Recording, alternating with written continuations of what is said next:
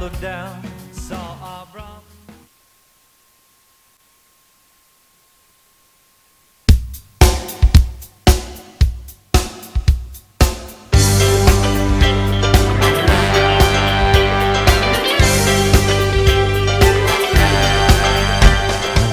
Welcome to TORAH Talk.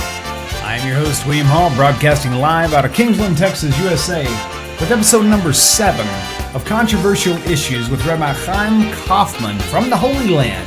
Tonight's topic, the Oral Law, Part 2.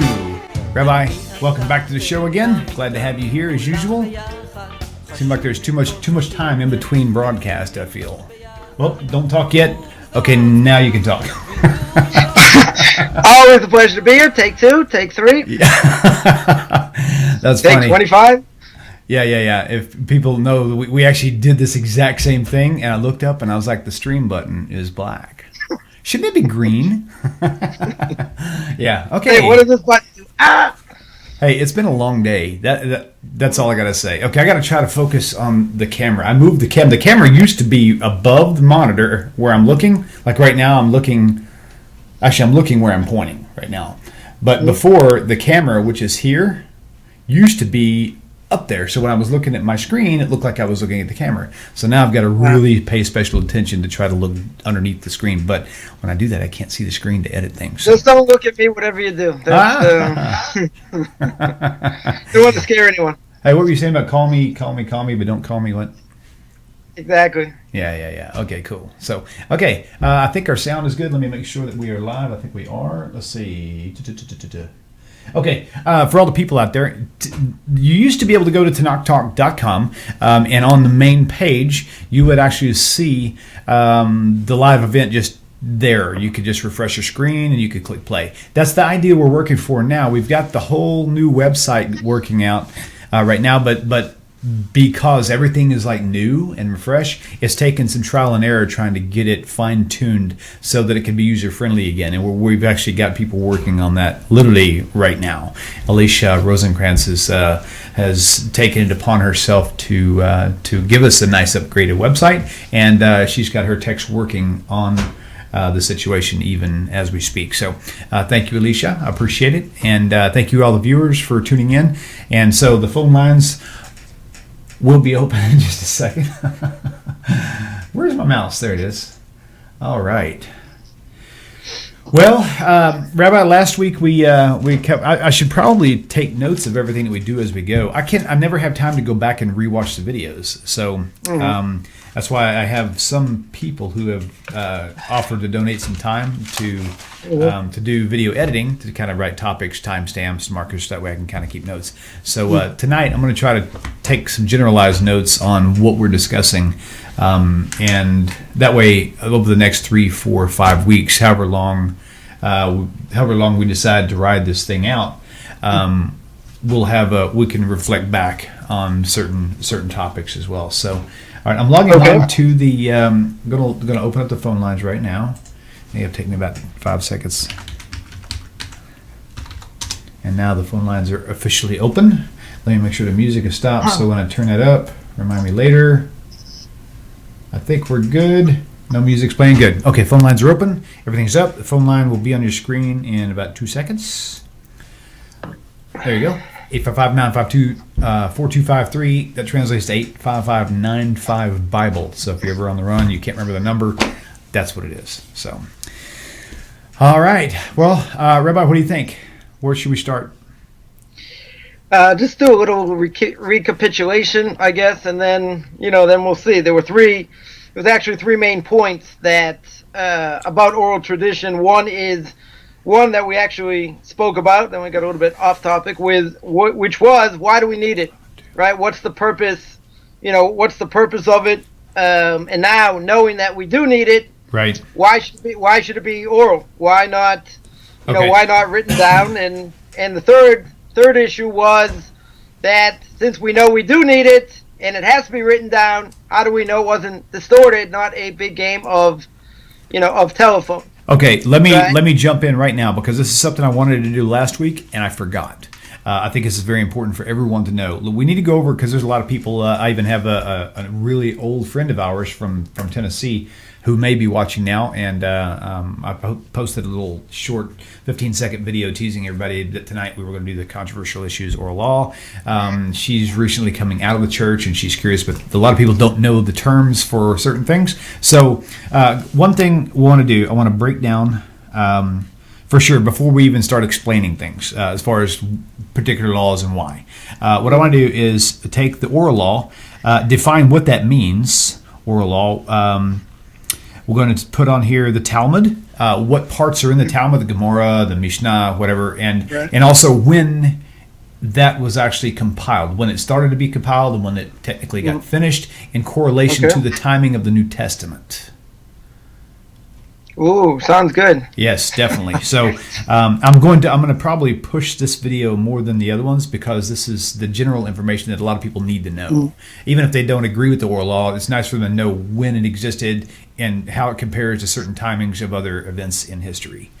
So it is funny you just mentioned. I just want to point out. I think we mentioned last week also a drop, and that is the Christians and the Muslims. Now they misquote things, they rip it to shreds and turn it into a pretzel, which certainly is never a good idea. But we mentioned that the nikudot, right, the vowels in the Torah itself were much later. Were done much later. So when the Torah was, when they looked at a Torah, it was without vowels, right? So if you didn't have vowels, it would be impossible to know what the Torah was talking about, right? We mentioned about chalav or chalif, right? Whether it's milk or whether it's forbidden fats. So it's funny that the Christians and the Muslims, both go according to the oral tradition of what the Torah says and what the words are. Okay, they turn it into a pretzel, they misquote it, they mistranslate it, they do all kinds of things, but they both agree systematically that this is, these are the words. Because if it wasn't the words, how would they know how to read it? Yeah. Or, sorry, how would they know how to misquote it? Right? Yep. So that's an important, that's an important part that, the two major so-called religions of the world, both agree that this is absolutely, true, and they absolutely give it credibility. It's just, they turn into a pretzel, and we know the rest is history. Right. Got it. Okay, so let's go ahead and let's push first into breaking down the oral law. First of all, when we say oral law to begin with, specifically, are we talking just Talmud, or are we talking more specifically not Talmud but Mishnah and Gemara? Because I know the Talmud, it involves conversations and dialogue between rabbis, like 1 and 2 and third opinion sort of a thing. So to educate us on the basic elementary understanding of what the oral law is compared to the Talmud, the Mishnah, the Gemara when it was written. Okay, so when we talk about oral tradition in general, oral tradition is just another way of saying that there was a running commentary when the Torah was given. So we mentioned last week a number of cases where if you didn't have an oral tradition, explaining what the Torah meant, no one would know what it means to sit in a sukkah for 7 days, right? You could pitch your tent out back and say, oh, this is a sukkah. How do I know it has to have, 3 walls, and you have to put branches, on top? You have to take your lulav and shake it, and you take your, your esrog, your lemon on steroids, right? No one's going to think that, that's what it is, but if you don't put it all together, you certainly don't fulfill the mitzvah. You don't fulfill it at all. So what makes up the oral law? As you mentioned, you have the Talmud, which is a combination of the Mishnah and the Gemara. Mishnah being the commentary on the Torah, Gemara being the commentary on that. We'll go into whoa. That was way too fast. So the Mishnah being commentary on the Torah. Right. Okay. The Mishnah itself, right? The oral tradition is passed down orally, right? It wasn't written down. Okay.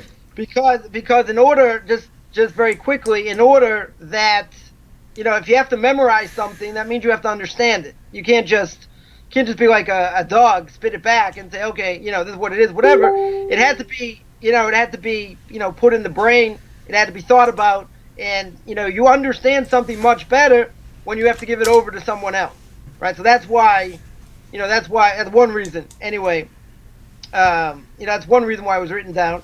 That was given over orally. And another thing was that you needed a central authority. You needed the Sanhedrin that existed in Jerusalem, and there was a chain of transmission, that wasn't interrupted, and it needed to be passed down, right? You had rabbi to rabbi passing it down, or rabbi to student. But once the temple was destroyed or about to be destroyed, so it needed to be written down because the Sanhedrin had been uprooted and had to move around, as the Talmud tells us. So then you had Rabbi Yehuda HaNasi, who's known as Rabbi Judah the Prince, who organized things and realized that the temple wasn't going to be rebuilt anytime soon. Certainly not in his generation or generations to come. And he saw Jews fleeing, like no tomorrow because of all the persecutions, the time of Hadrian. Okay. So he saw that this central authority was extremely weak, and therefore, since they were fleeing, he had to make sure that it was supposed to be, that it was going to be preserved. Now, again, it was an oral tradition that should not have been broken. It should have been passed down from rabbi to student, just like every year we sit at a Passover Seder. The father tells over the story to the sons, a Torah obligation, as the Torah says, Vagadati lebincha, you have to tell over to your son the story. So you say, how do I know? In today's generation, we would say, well, a father would never lie to his son, normally. But, today may be a little bit different, but we say, how do we know that the father knows the story? Well, the father knows the story because his father told him the story. And how does his father know the story? Because his father told him the story. Now, keep in mind, this is actually, I think, a good example. Usually at a Passover Seder, you had 4 generations at the Seder. You had a great-grandfather, a grandfather, a father, and the son. Now, again, if people get married early, that's not so hard. You can have a great-grandfather in the 60s. It's not an impossibility. So, normally that small son that great-grandfather one time was a small son. So you have 4 of those generations at the Passover Seder. Now we're going to make a little bit of a jump and say that how many of those 4 generations at a Passover Seder do you have to go back to the giving of the Torah Mount Sinai? 80. A little more than 80. Right? That 80 times 4 is 3,200, right? Okay, right. 320, right? So 80 of those generations. Now, I'll make it even clearer. If we go back, we go back to the time of the Shulchan Aruch, the Beis Yosef, the Rav Yosef Karo, in the 1800s, who organized all the laws according to the person where the precedent is from the Rambam, from Maimonides. But he organized all these laws and then gave a commentary on it, and we have the later commentaries for what we hold and what we do, today. So if you go to the Beis Yosef, that's about 100, let's say, the mid 1800s. Rabbi, let me pause you for a second, okay? Okay. Because I don't want to get too far ahead. I'll forget to finish asking you the question on this. Okay, so I'm rewinding a bit. So the oral law is the Talmud. The Talmud is it's not just the Talmud. It also makes up the Mishnah. Sorry, the Medrash. The Medrash are so Medrash is considered oral law, not just stories. Right. These are statements, and stories that didn't make it into the Talmud, but that's at the same time. Okay. So we've got the Midrash. Right. The Mishnah, which is the commentary or the explanation of Torah. The Gemara, right, which is what? The Gemara is the statements of these rabbis who commented on the Mishnah. Right? The Mishnah again was a chain of transmission. Right? That was weakened by a number of things. that, main thing is that they were fleeing, running for their life, and, it needed to be written down. So the role of the rabbis was basically to, preserve this and, and pass it down. Okay, so again, just in a simple, the Midrash is the commentary on what? The I'm sorry, not the Midrash. I'm sorry, the Gemara. The Gemara is statements by rabbis that are trying to understand what like discussions back in dialogue between rabbis, right? On the Mishnah and the Torah altogether. Right. The Mishnah is made up of 6 orders. Okay. The 6 orders. It's also subdivided. Just anyone who's interested is subdivided into 63 tractates, which makes up a total of 525 chapters. Seems pretty. It seems pretty deep, and there's certainly a lot to know. So there's 6 orders. One is Roim, literally meaning seeds, covers agricultural rules, laws for foods, laws for blessings. You got Moed, literally means the holidays, dealing with the rituals of Shabbos, Sukkot, all the Passover, all the holidays. You got Nashim, which literally means women, examine all the issues between men and women, such as marriage, divorce, etc. You got Nezikin, literally means damages, covering civil and criminal law. You got Kudshim, literally holy things, talks about sacrifices, laws of the temple. And the last is Taharas, which are pure things, literally, concerning laws of spiritual purity and impurity, what I will call in the vernacular spiritual cooties. So, how many tractates are, so that's like all the tractates?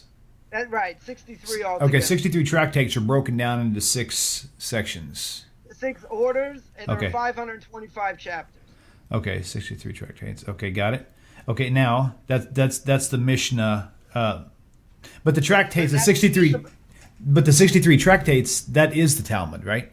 Right.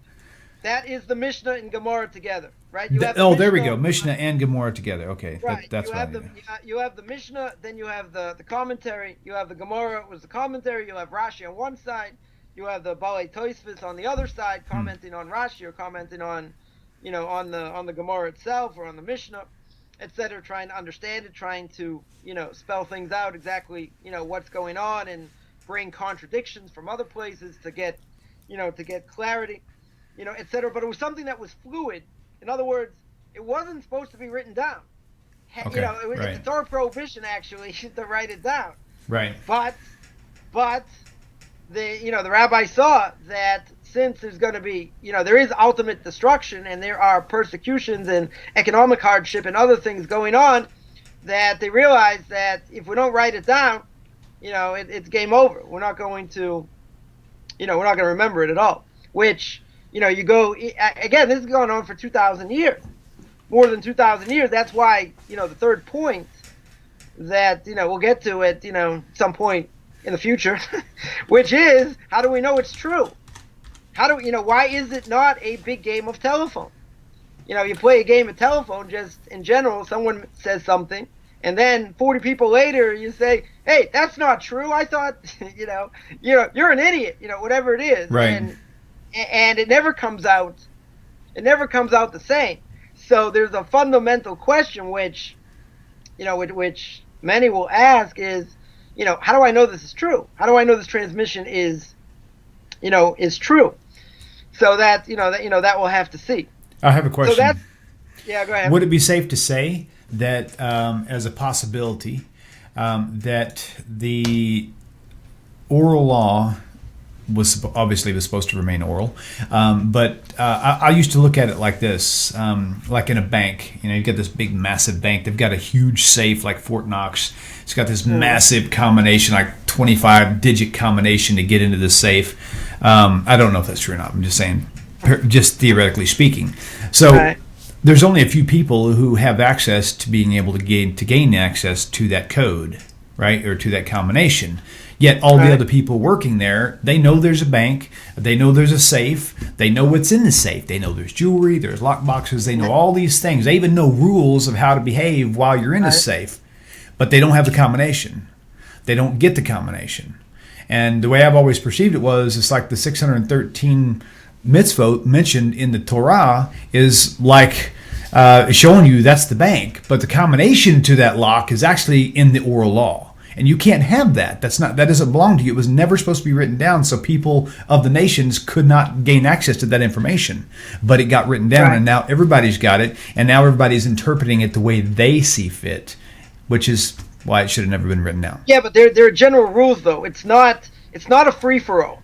Okay. You know, that's what people make the mistake. That's what I'm saying. That people say, oh, this rabbi has his opinion, they have their opinion, Rabbi Akiva said this, my opinion is just as valid.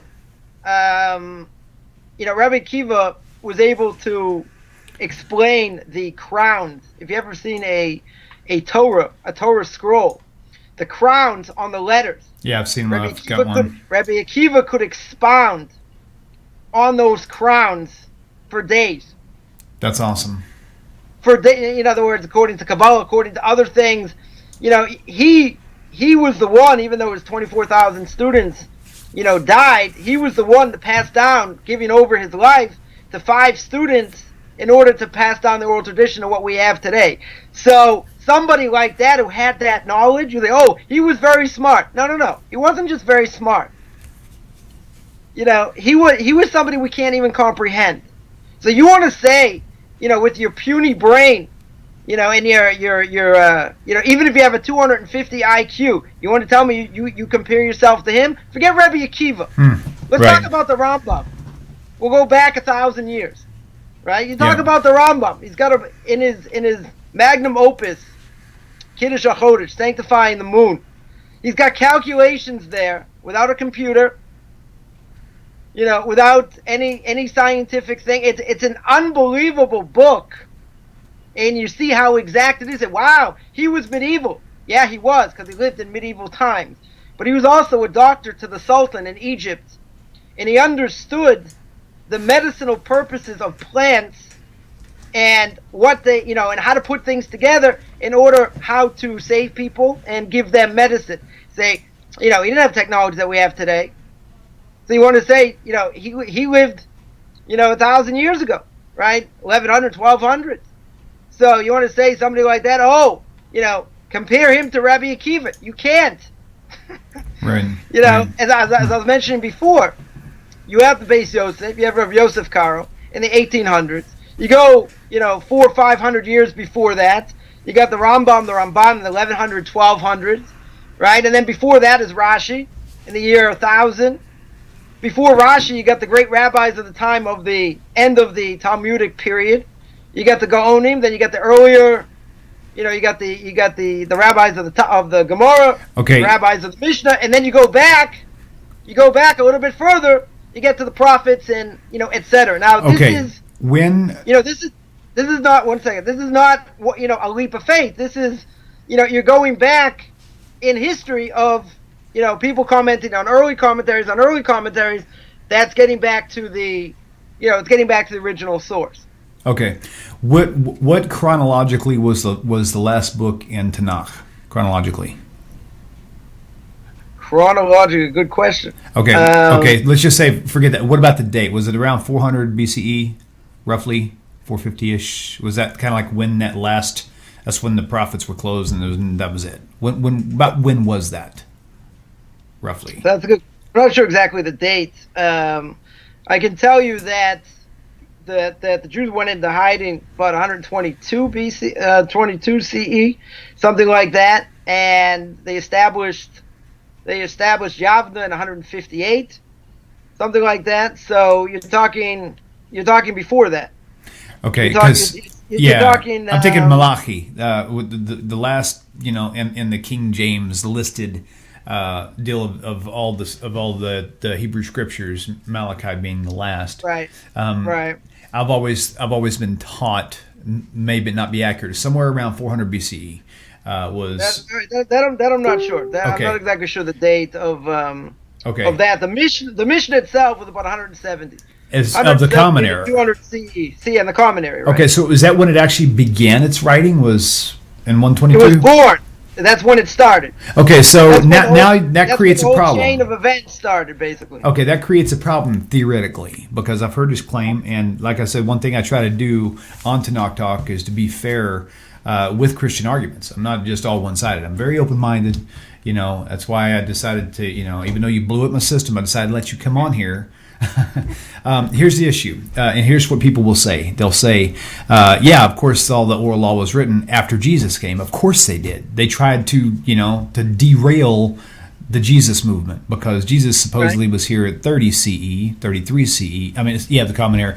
And then you're saying the Mishnah and the Gemara and all this other stuff didn't even begin its writing until 100 years later. But keep in mind, even though that's true, he himself is, sporadically, in the Talmud itself. He's there. So even if they claim, well, it didn't start then, or he came, whatever, he is brought out. There are a number of statements that the rabbis make about him which aren't good. Yeah, I've seen that too, right? They're a handful, and they were censored because you start, telling who he really was and what he did, so you're going to get burned with the Talmud itself. So he was there. He was definitely around at the same time, the time of the Talmud. It's brought down that he was a student of Rabbi Shua ben Prachia, that in the time of the Gemara. So he was. He was definitely there. The Christians are very good at manipulating, when he was and what his references are, because all throughout Tanakh, when they say, oh, this is a reference to JC, well, really? He wasn't around then. That was like 500 years earlier. There are a tremendous amount of historical inaccuracies, which anyone interested, there's a book called Reason, there are two books called Reason to Believe, by Rabbi Leib Kellerman. I forget the second one offhand. He wrote, it's called, Permission to Believe and Permission to something. I forget what it is exactly. And he has 3 letters that he wrote to one of the higher ups in the church. One of the questions was about Immaculate Conception. Good question. Mm-hmm. Second one was about the line to King David, which there's contradiction in the Gospels going back to King David. The third was about historical inaccuracies. Now, one of the higher ups in the church, and he's got this verbatim, basically, and that is, one of the higher ups said, you know what? You're right. There are historical inaccuracies. We have no problem with that. Okay. That's a huge issue. So the Christians can say whatever they want. They go, well, he wasn't around. Well, the Talmud says he was. Right. Here's the Talmud documents clear. He definitely existed as a person. That there's no question. Gotcha. Right. Again, we only have a handful of statements, but he was there. So they can't say, well, they wrote it down. It only started at this time. He came later. It can't be true. Mm-hmm. What do you mean? They make up things all the time. Where he was. One of the these Mormons, when I was in South America in Chile. These Mormons came to me. I said, where do you see human sacrifice in the Torah? Where do you see such a thing? They said, go back to the binding of Isaac. Mm-hmm. Look at the binding of Isaac. I said, did you read the end of the story? I said, he doesn't die. Right. He's not allowed to be sacrificed. Right. So they go, wow, that's so interesting. But it's a hint. They go, where? Mm-hmm. Where's the hint? He didn't die. That would have been really powerfully great for Christianity had that story went full cycle and God let him kill him. Then Christianity would have, oh my gosh, that would be, but he didn't. He absolutely forbid it. He stopped it. He's like, no, Scott, it was just a test, man. God stopped it. An angel called out, right? Right on. 100%. Okay. 100%. But the thing is with, we just said, again, whatever they're going to say, there are tremendous historical inaccuracies.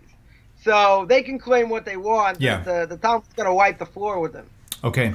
Now back on the when, what I heard was that, and maybe, actually, the only reason I think for myself I'd like to know and put importance on it is because it would help me get a better idea on how and when everything else was written. I was under the impression that it actually started maybe like it began its birthing conception, the talking about the oral law written down and stuff, like around maybe 150 BCE, and then around 120 CE it was completed and actually all put together. So Hadrian, the Talmud, the Mishnah again, it had to be written down because these persecutions that went on, these Hadrian persecutions, that was in 139 CE. Okay. So it seems that there was a quiet period during that time, and Rabbi Yehuda Anasi, Rabbi Judah the Prince, seemingly starts all this somewhere between 160, 180, something like that. So again, you're talking around 170 to 200 that the Mishnah actually starts, or it's actually is actually born.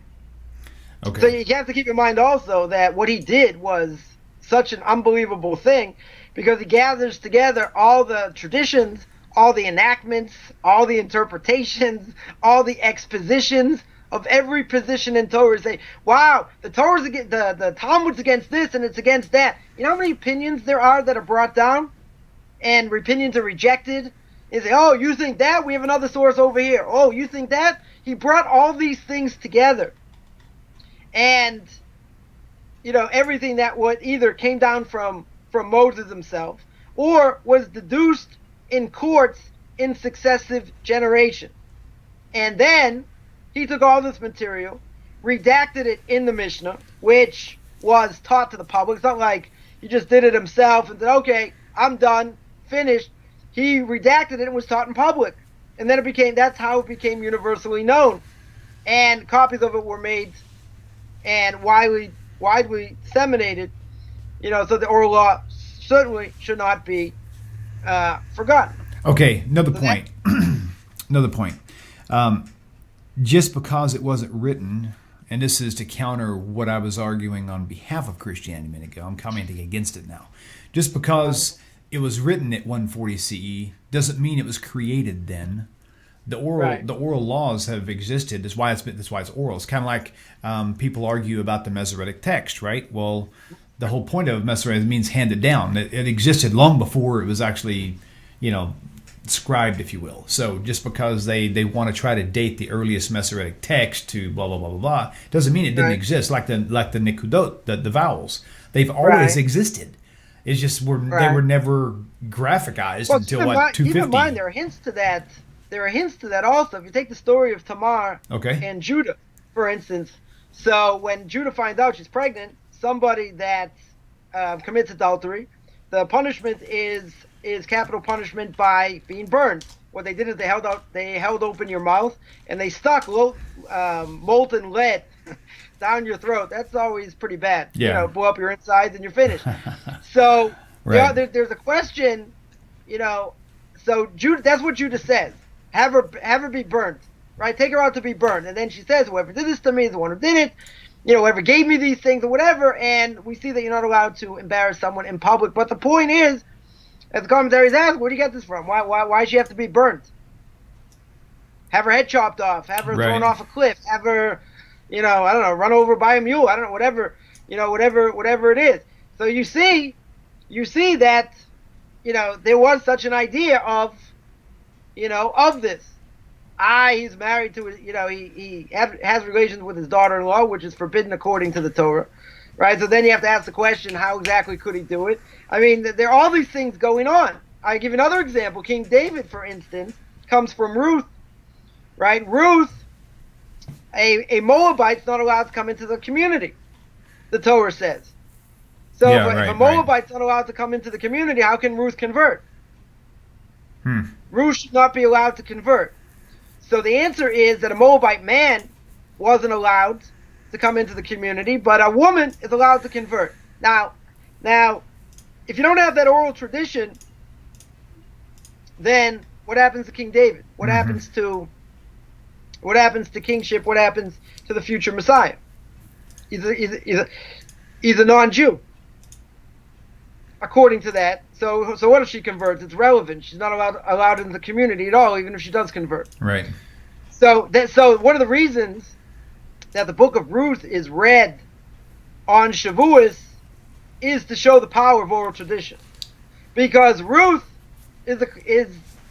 represents that by conversion, but even more than that, through her comes King David. So if we have an oral tradition that says a Moabite woman, not a Moabite man, okay, that makes sense. So that's one of the reasons. One of the reasons that it's written without that oral tradition, that doesn't get off the ground. Okay. All right. I think we have. I would appreciate it if you're watching. Call in. I'm going to put the number back up again. If you have any other questions about the basics, I just felt like we really should cover a 101 on the basics of this thing. So if there's any questions just on the simple parts that maybe, even if you already know the answer, if you think it's important for people to know, call in, bring up the topic, and let Rabbi cover it a little bit. Numbers on your screen, again, 855-952-4253. So please do. I've got the phone lines are open, and we'd love to hear from you, even if you just want to say hi.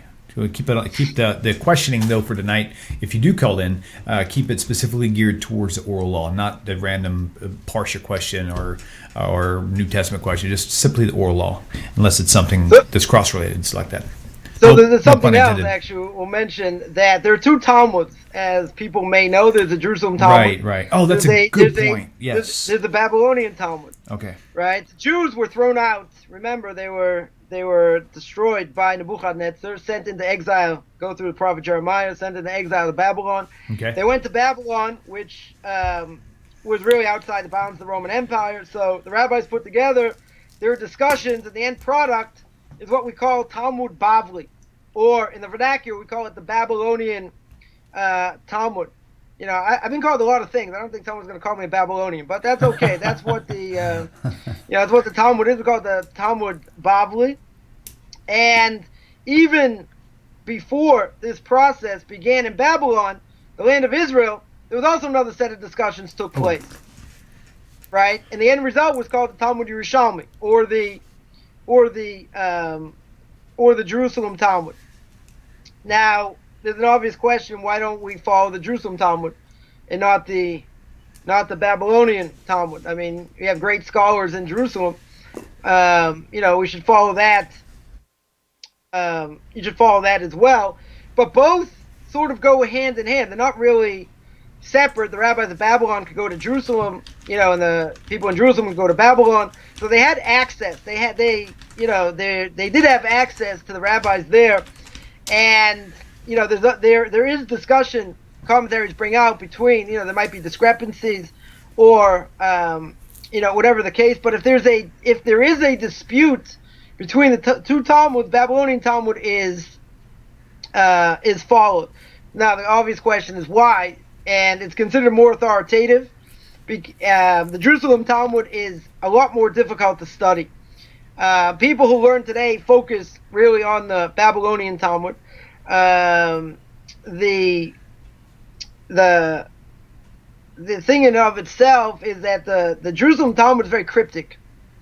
It's extremely cryptic, and it's hard, very hard to understand. So it would be safe to say that the Jerusalem Talmud probably follows closer to the guidelines of keeping it oral rather than spelling it out for you in Babli, right? In the Babylonian. Yeah, probably. I mean, again, you might think, well, it's less authoritative. It's not, they went hand in hand. They had similar discussions. They had the same material. It wasn't like they were out in left field, or something like that. But it was more, annotated, right? It was more, they gave a lot more signs, a lot more, it was cryptic. It was just, you take a look at it, and there'll be a statement made, and you're like, well, that sounds interesting.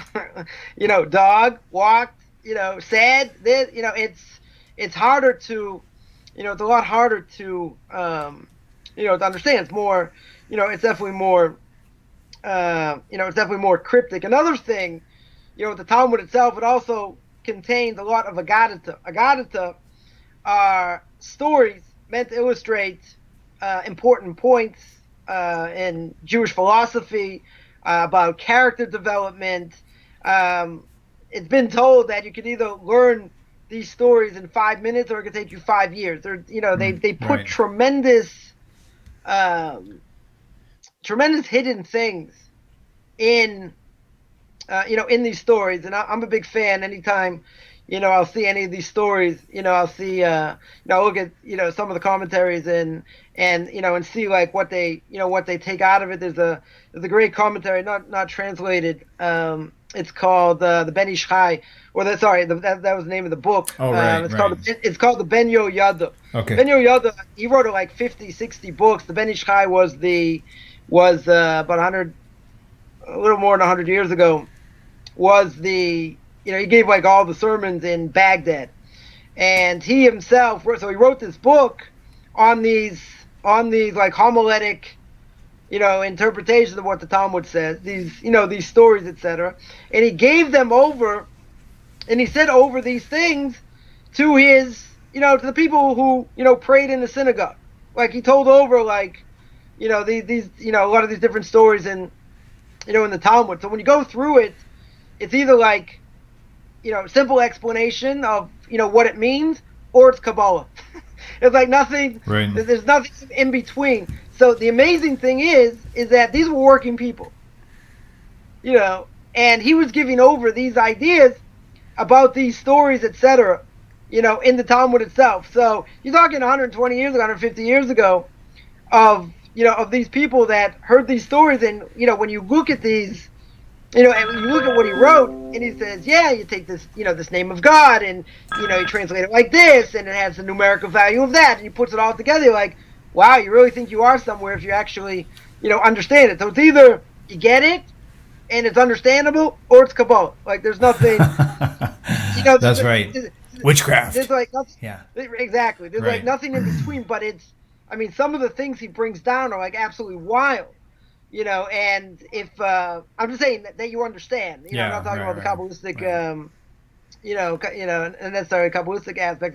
That's also wild, but there are some things that he brings out that are just like, it's just really unbelievable. So anyone who learns these homiletic texts, that's like, that's the main source to, the other sources also, but that's a later source that, people will go to, and it certainly brings it to life, to life. Okay, let's take this caller. After the caller, if this isn't why he's calling, I would like for you to also talk about Hillel versus Shammai and how that pertains to. Is that only in one, or is it only in the Babylonian? Is there something similar to it in Jerusalem? Okay, but not yet. We'll take this call right now. Caller, thank you for tuning in. Please tell us your name, where you're calling from. First, do me a favor. Turn your computer down all the way, if you don't mind. The caller's watching the computer and is 30 seconds behind. We'll be patient here. We'll wait. Caller, can you hear me? Hello? Hey, do me a favor. Turn your computer all the way down because there's a delay, and I can actually hear me talking from like 20 seconds ago. And plus, it'll feed back as well. Okay. William? Yes, how are you? Can you hear me now? I can. Perfect. How are you? It's Marius here. How are you doing? From Ireland. Oh, very good, very good, very good. How are you doing tonight, sir? Finally connected. Yes, well, very good. Just a question for you on oral law that I've been wondering about for the last 2 days, and the topic is on that. I'll ask the question and then I'll listen to the answer. Okay. Adam, Cain, and Abel. Did they have access to an oral law because there was a sacrificial system that they had there going on, and that was long before Moses came onto the scene? That's a good point. So I just wanted to know if they had the oral law. So I'll listen to your answer there. I'll put down and I'll listen to the answer. Okay, Mauricio, did you get your Chumash yet? No, not yet. Okay, not yet. It's a long way from Texas to Ireland, so it could take 2 or 3 weeks. I don't know. The interesting thing is, when I'm shipping internationally, I can't get insurance on it, and I can't get a tracking number. It's like gambling. When you're shipping something out of the country, it's like you're throwing the dice. So, but I sent you a picture of it. There's some numbers on that picture I sent you. Try to track it using the numbers, the barcode numbers that was actually on that picture I gave you, okay? Oh, great. That's great. I'll do that. Okay, my friend. Thank you. Yeah, about 15 seconds, you'll be able to hear Rabbi start talking about your answer, okay? Okay, thanks, and I'll put down now. Thanks, and have a nice evening there. Listening to the show, enjoying the show. Thanks very much. Oh, thank you, sir. Thank you. Very good. Marisa reached out to me several weeks ago, and he's recently coming out has recently come out of a lot of Christian dogma and theology and stuff. So nice. Excellent. So I thought having me on the show was a crapshoot. So I guess. Oh, anyway, man. it's great. It's a great question. Yeah. You have Cain and Abel, right? Give sacrifices. So obviously, as he mentioned correctly, obviously there's a tradition, right, of sacrifice even before, right? You go even further now. This week's Parsha, you speak about Noah, and Noah brought, after the flood, brings these sacrifices, and builds an altar.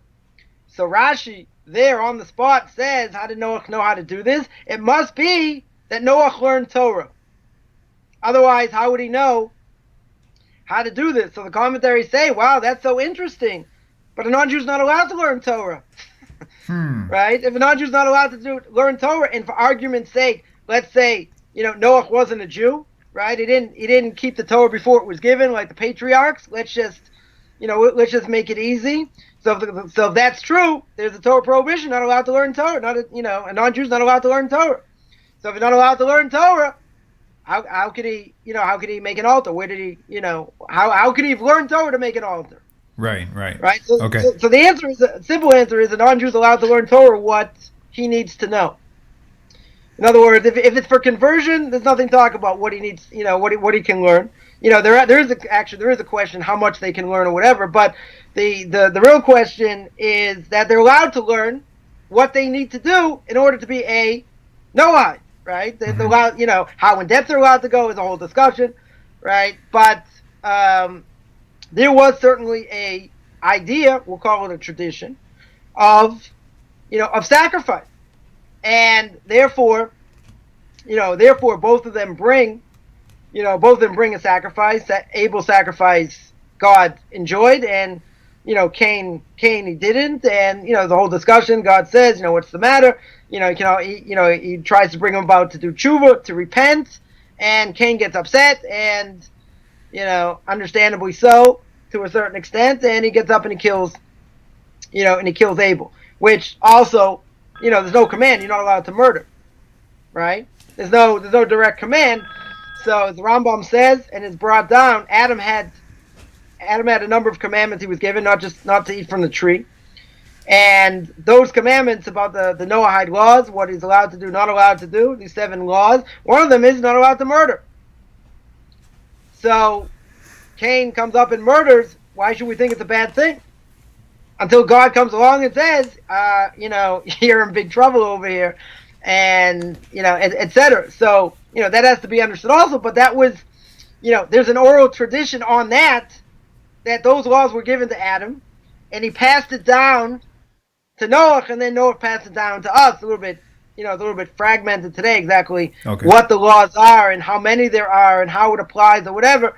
So you can come to my Noahide classes for that. That's what we're going through. But it's, like anything else in Torah, it's complicated. Okay. But that's the base. Anyway, that's the base. Okay, we'll stick with that for now. One thing I'll say before we take this caller is that I've heard for many years a huge, literally massive Donald Trump, huge criticism of the oral law. And so as I was struggling through this, because I was actually on that side for a long time, which I absolutely am not on that side. I completely accept the oral tradition. I have no problem with that whatsoever. And it went through much study to come to that conclusion. But believe me, I was not always thinking this way. However, I will say this. What actually sort of pushed me this direction was this.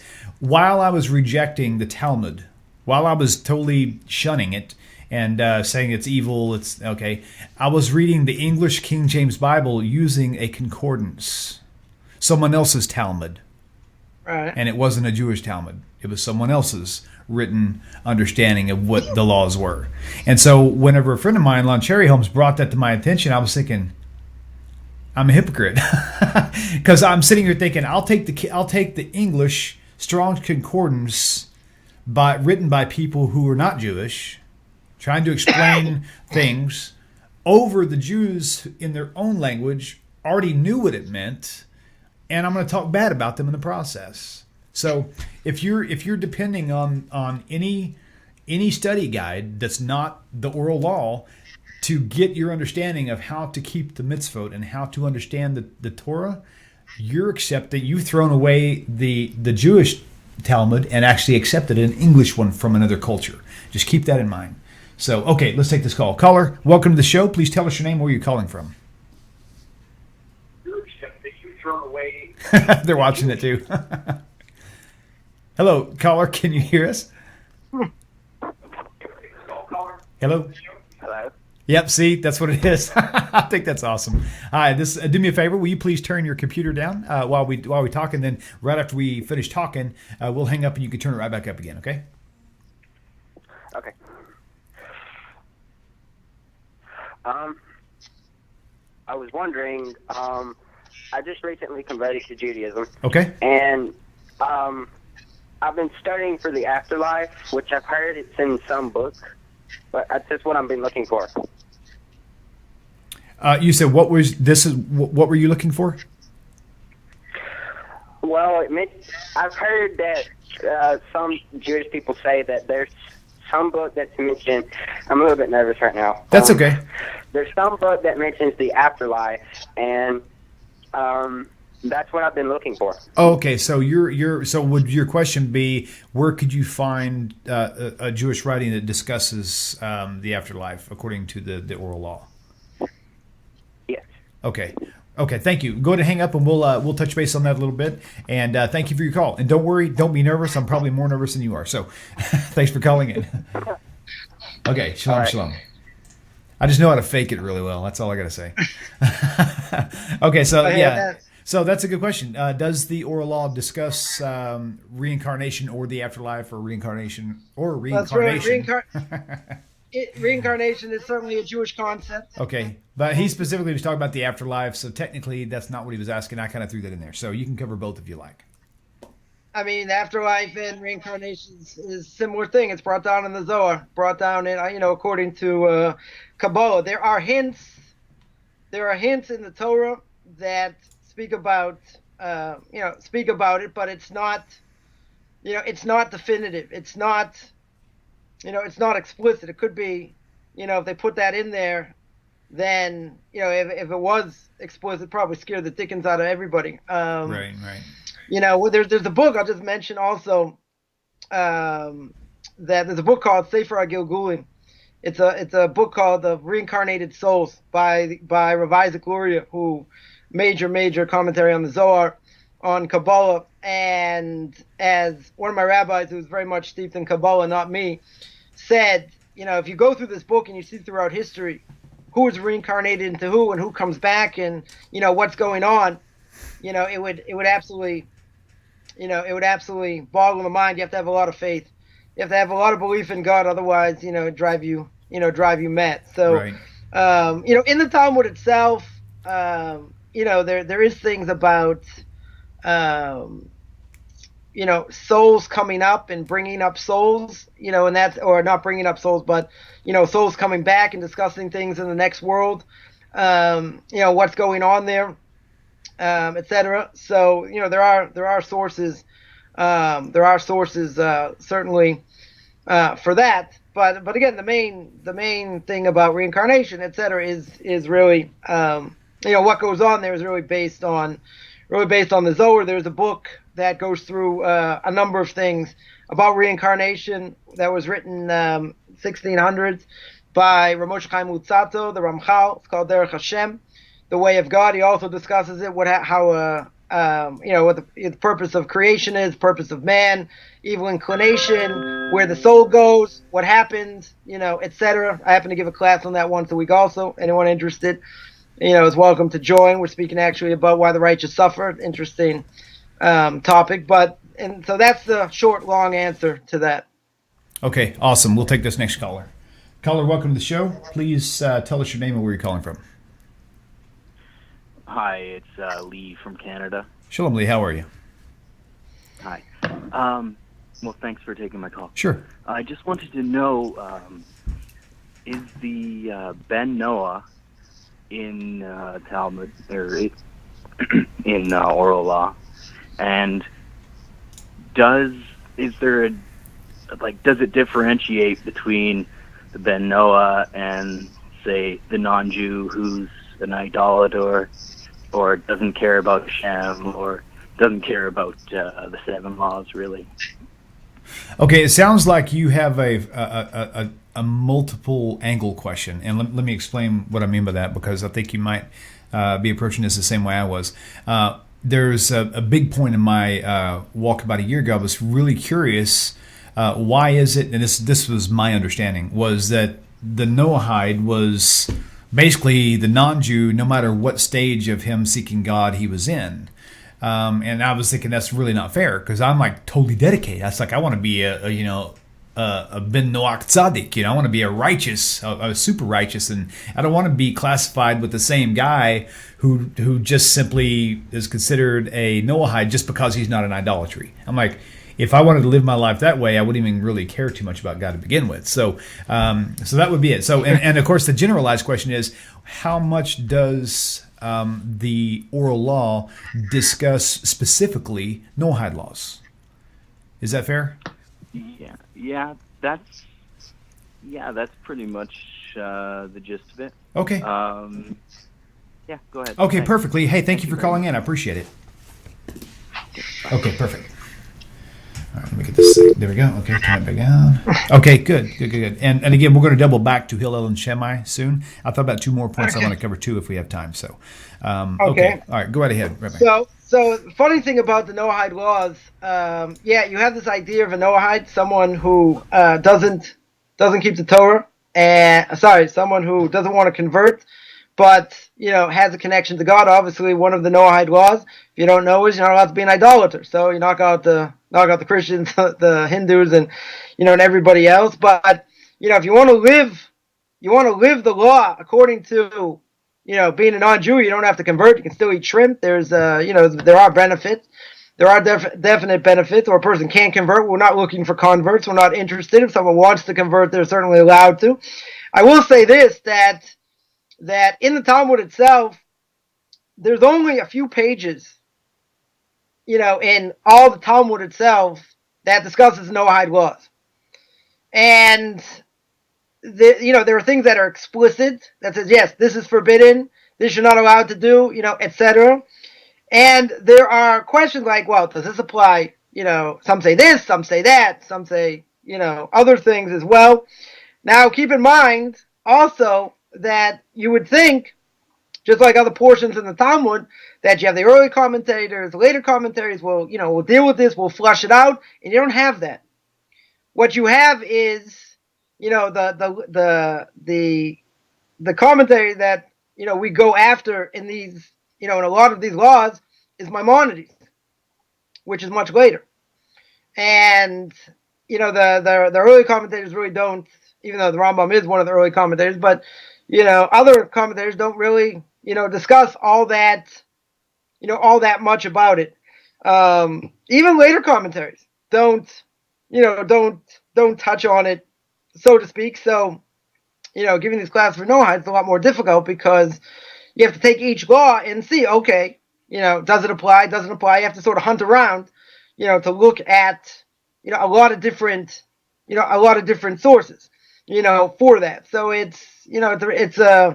it's becoming a much bigger topic today, because people coming out of idolatry don't, they don't want to convert per se. They want to, they want to be a Noahide. So there is this idea also of somebody who lived in the land, was a non-Jew, but didn't convert, right? So that was called a ger toshav, right? A literally someone who lives in the land. And that person basically gave up idolatry and wasn't part of the Jewish people, but lived amongst the Jewish people. So, there is that idea also. What most people don't understand either is that people think, oh, it's only 7 laws. There's a much bigger, that's just sort of the beginning. There are a lot of other things that definitely apply. And as the Rambam says, a non-Jew who wants to keep, a lot of the mitzvahs is allowed to. Just, there's certain things that are given specifically to Jews, and they can't keep it exactly like a Jew. For instance, like the laws of Shabbos or festivals or, something like that. But, they're allowed to keep certain aspects of it. How much? they keep as much as they want. They want to build a sukkah, they can. They'll get married for it. But again, there's a separation. There are Jews and non-Jews. And if a non-Jew does what they're supposed to do, keeping these Noahide laws, then they certainly have a portion of the world to come. It does not, the portion of the world to come is not going to be the same as a Jew, but they are going to have, they're certainly going to have a portion if they do what they, if they do what they need to do. Okay, cool. All right, so, and also last week, just for clarification, we did discuss where the Tanakh, not just the Tanakh, but even the New Testament, the Christian New Testament, discusses many aspects of the oral law, showing that they were not only using or facilitating the oral law in the New Testament times, but Jesus never really criticized the oral law. He actually commented on it, but he never really critiqued the actual oral law actions itself. So anyway, you can watch last week's episode on that. Okay, all right, Rabbi. Let's double back a little bit now. We've covered the contents of the Talmud. The Mishnah is a commentary on the Torah. The Gemara is mixed. The Midrash is included.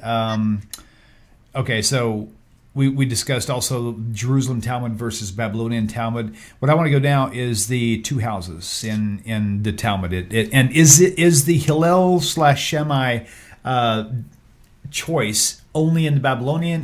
Was it sort of in both, or was there an equal type of thing in the Jerusalem Talmud? Was there like the Coffman Hall?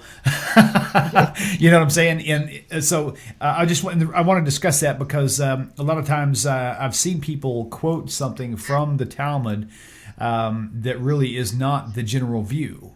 But they say, yeah, but the Talmud even says. And I'm like, well, what else does who'd you study that with? Did you just read that on the internet, or did you learn it from your rabbi who actually studied it from other rabbis? So teach us a little bit about Hillel, Shammai, and again, the comparison between both Jerusalem and Babli. So you had two schools, right? You had Hillel and you had the school of Shammai, and there were different traditions that that Hillel passed down to his students, that Shammai passed down to his students. Now it's interesting, they disagreed. They disagreed on a lot of things. And nonetheless, they actually, students of Hillel married students of Shammai. So you think, there are two houses, and you see throughout the Talmud, right? Jerusalem Talmud as well. You see that there are major disagreements between both houses, but even so, even serious disagreements, right? Nonetheless, they still married each other's, the students of Shammai married also, students of Hillel. Obviously, we're not talking about, men and men here, but they, people who held according to that, to that way of thinking and those traditions, right, married into each other, which is pretty remarkable because some of their disagreements are extremely far-reaching and can have tremendous effect.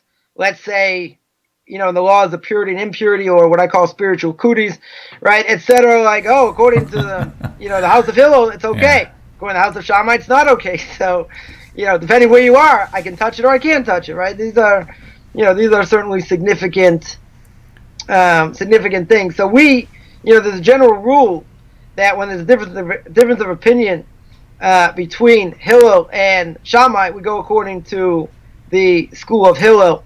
It's brought down also that in the future, meaning when the Messiah comes, we'll go the other way. We'll go according to the school of Shammai. But up until now, we hold according to the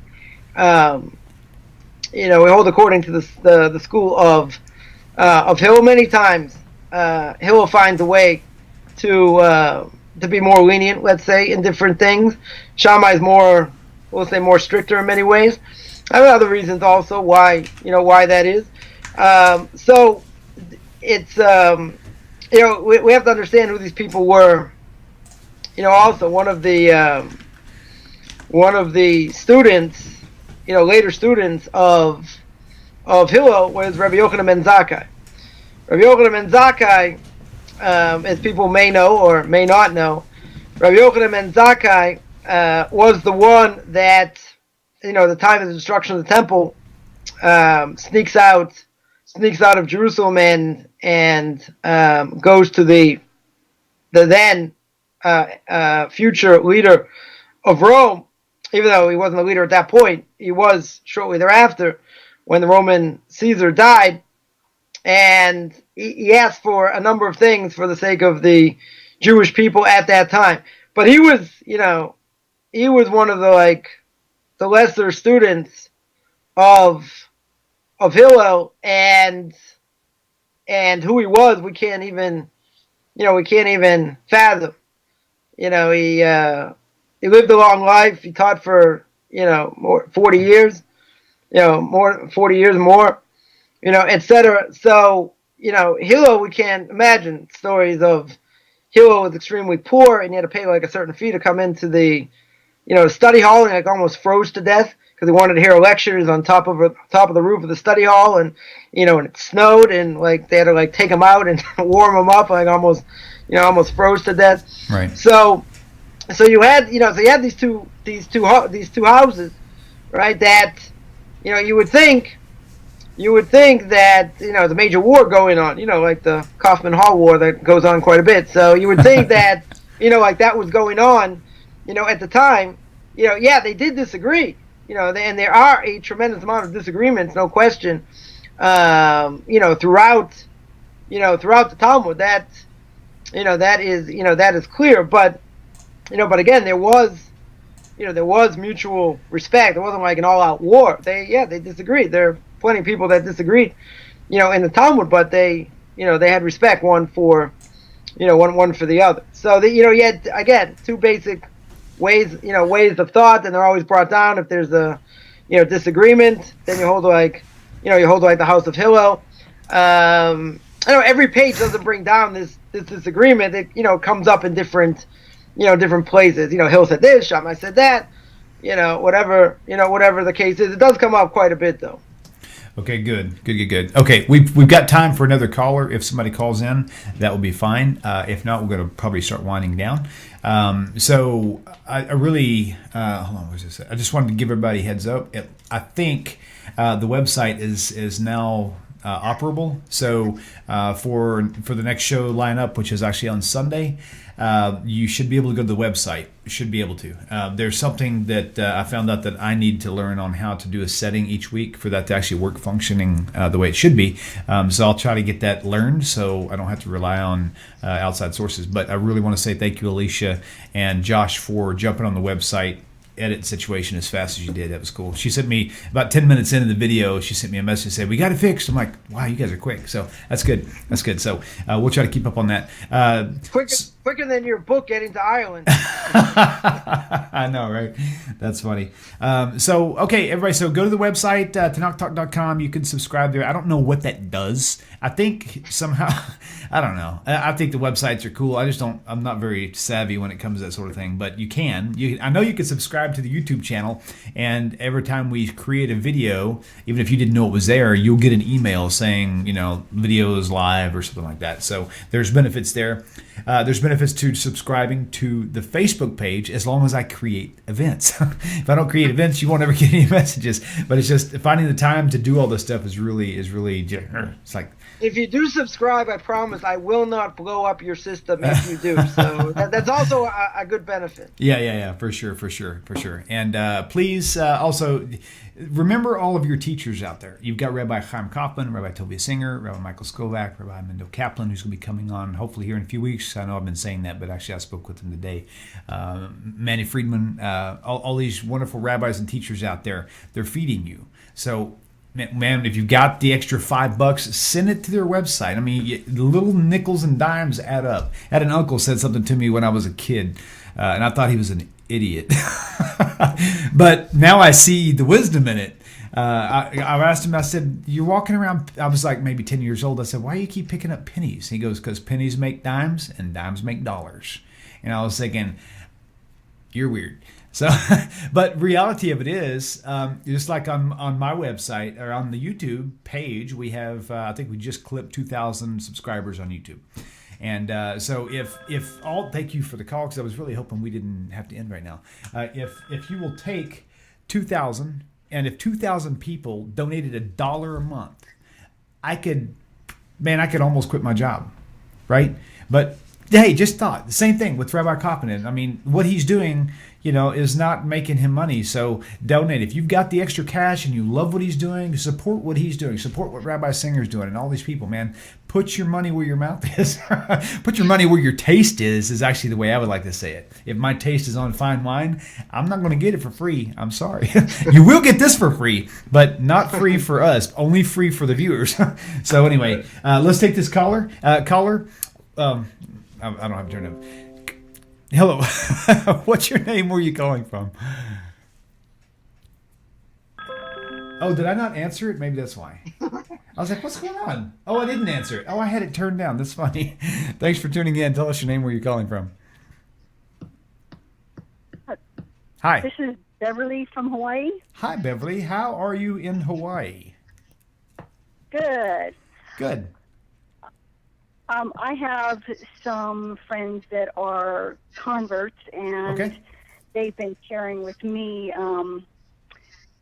how to live an Orthodox life whenever I meet with them, and eventually I see that in my future to convert. But I was wondering if in the Talmud it talks about whether you can take a shower on Shabbat or not. They said some people, some rabbis say yes, or I don't know if it's in the Talmud. Some rabbis say yes, only with cold water, and some say no, not at all. So I was wondering if it is in the Talmud and rabbis differ, how do you deal with that? Okay, so is it permitted to take a shower if you're a Jew and a non-Jew? For that would be an interesting approach. And if so, what are the parameters? Okay, thank you so much, Beverly, calling from Hawaii. Shalom to you. Shalom. Okay. All right, good question. So we'll answer the easy part first. The non-Jew, they don't have an obligation to keep. They don't have an obligation to keep Shabbos. If they want to, they're allowed to. Certainly allowed to. Take a shower. Watch TV. They can. Depending what they want to take on or whatever. They certainly can. For a Jew, there is a discussion in the Talmud. It is brought down whether you're allowed to use water, even if it was heated before Shabbos. Let's say you had a boiler or whatever, water thing that heats up and it's on it just keeps it hot. So or let's say you had solar panels like we do here. So if it's sunny and the water comes out hot, am I allowed to take a shower? So the answer is that as you brought out, there is an opinion that certainly says hot water person wouldn't be allowed to. Cold water seems that you are allowed to just wash, or warm water. Let's say you take hot water, put it in cold water, make it warm, right? You would be allowed to wash part of your body. You're not allowed to wash your entire body on Shabbos. Even with cold water? Even with cold water. All right. Someone say, well, if I'm busy playing basketball, why can't I take a shower? Well, maybe that's not such a good Shabbos activity. But if someone says like I can't go a day without a shower, so you can wash part of yourself. You just can't. It's forbidden to wash, the entire body. So that there is a discussion about it brought down in the Talmud, and that's more or less how it comes out. Wonderful. Okay. Well, Rabbi, I guess we'll call that a wrap. unless the phone rings by the time I stop talking. If it does, we will certainly take. In fact, I was fixing to log off so no one could call in. I'll leave it on. If somebody calls in by the time I'm done talking, we'll hit another question. But anyway, so we're going to, I think we're back up on the schedule now full time, as far as every Wednesday at this point. Through the holy days, we were off and such, but now we're kind of back on. And so again, we're going to keep riding this oral law train for a little while, because I know realistically we could probably just create a show just on the oral law every week. I don't doubt. I really don't doubt that. So, but anyway, so still taking suggestions on topics for the show. I was giving away Chumashim for him, but I'm actually running out. I thought we still had about 15 or 20 left, but I don't think we do. I think we're running low. So I'm going to kind of sit on those and start giving those out to specific people that come into my path who actually need them. But I would like for you guys to send us the feedback to knocktalkquestions@gmail.com, and if you would just put in the memo, just put Coffman or controversial issues in the actual notes section, or controversial rabbi, that works too. Or whack job, that's also good.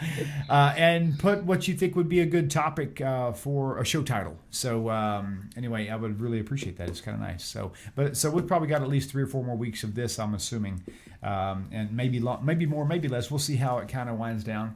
And but I really appreciate you, Rabbi, for starters. Thank you so much for your time.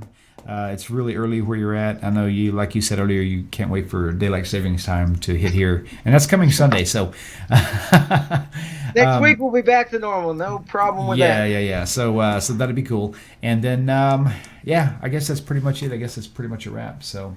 Rabbi, thank you again. And thank you, viewers, for tuning in and watching. I really appreciate y'all calling in and participating with us. And please do share this on Facebook. I mean, if you've got family and friends and you don't, and they kind of know sort of where you stand, just share it on your wall. I mean, you might have some friends who might actually click the link and watch it, and actually, that could actually start something. Start their movement from where they're at into where they need to be. So. That was a mouthful. Okay, well, shalom, everyone. Thank you, Rabbi. Once again, we'll see you next week. And everybody, love you guys. Peace to you and the whole world. Just like, what was that, Miss America? Peace on earth. Yeah, whatever. All right, man. We'll see y'all later. Shalom, shalom. All right, great. Shalom, shalom. Shalom, Rabbi. Shalom. Watch the phone ring right when I'm doing this.